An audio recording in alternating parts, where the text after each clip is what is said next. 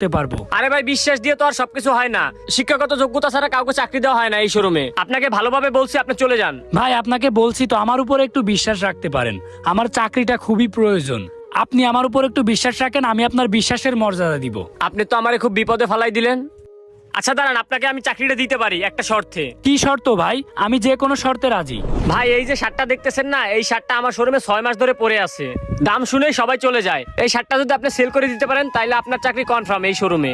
আচ্ছা ঠিক আছে, আপনার শর্তে আমি রাজি, কিন্তু আপনাকে একটা কাজ করতে হবে। যখন কোনো কাস্টমার আসবে, এই কাপড়টার আমি দাম শুনবো আপনার কাছে, যে দাম কত, আপনি কাপড়ের দাম ডাবল বলবেন। ডাবল বলবো মানে? কাপড়ের দাম আমি ডাবল বলতে যাব কেন?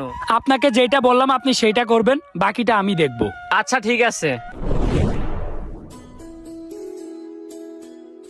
স্যার ভিতরে আসেন। আপনার কি লাগবে স্যার? আমাদের শোরুমে সব ধরনের আইটেম আছে, আপনার যেটা লাগবে সেইটাই দিতে পারবো, কোনো সমস্যা